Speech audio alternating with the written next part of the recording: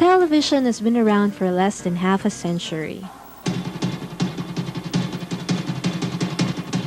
It easily assimilated itself into the Filipino culture. Newly recovered from the trauma of World War II, the Filipinos were eager to treat themselves to something new and exciting. It was on October 23, 1953 when the Philippines had its first official telecast. But even before that date, an American engineer already saw the potential of television in the country. This future father of Philippine television established the Bolinao Electronics Corporation, or BEC. It was run by an American major from the Signal Service of the United States Army named Jim Lindenberg. In 1949, James Lindenberg applied for a license to build and operate the first Philippine TV station. A year later, his request was granted. But the scarcity of raw materials and strict import controls compelled him to branch into radio broadcasting instead. Nevertheless, Lindenberg's efforts were not wasted.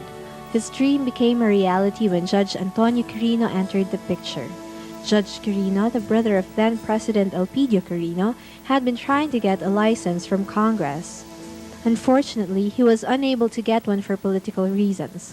Denied by Congress, the only alternative left for him was to buy stocks from BEC. In 1952, Judge Quirino bought 70% of BEC and thus gained the franchise indirectly.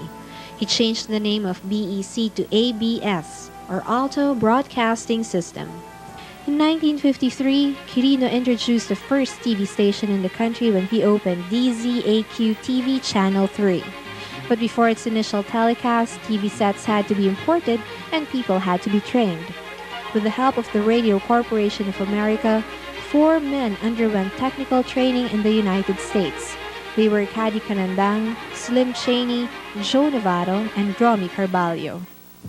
Well, we were given training in transmission and reception because it's no use transmitting Channel 3 on the air in Manila when nobody knows how to fix or install a television set. The month prior to the first telecast was a very busy one for the young broadcasting station. Setting up the station and bringing in the receiving sets were done almost at the same time. Finally, by October 23, 1953, everything was ready and the first ever telecast went on the air. The event was a garden party at the Quirino residence. I was in the transmitter during the initial telecast. There was no really program, and they invited people. There were cocktails and things like that. The camera was just panning. The inaugural telecast featured the President Quirino at that time. DZAQ TV3 started out in a 4-hour-a-day schedule from 6 to 10 in the evening. 1 to 3 p.m. is the test pattern and aligning period. Then from 3 to 6 is filler films. 6 to 10, there were some programs, there were some live shows. I mean, at that time, it was something, you know, it was thrilling because there was nothing else on television. The programs being telecast at that time were mostly borrowed films from foreign embassies. These ran out so fast, so stage plays were transported to TV. This paved the way for a Jesuit priest named James Reuter. See, they didn't have any material, so whatever you could do, they were loved.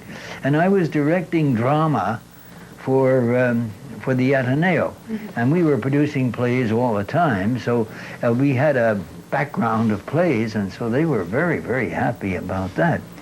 The first play that we did, the first big play on Philippine television, I'm telling you, was Cyrano de Bergerac. I gave my services free, and the channels gave their services free because they needed material.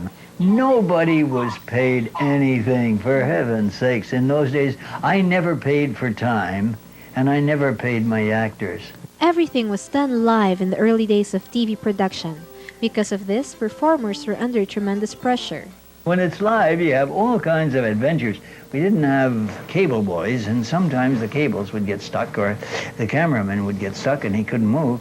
And so then you would have a corpse, see, and the poor corpse thought that his scene was over, and then but because you can't get off him because your next camera is not ready, you're zooming in on the corpse, And he opens his eyes and then crawls off, you know. Most of the ABS personnel learned TV operation on the job. They got educated by trial and error.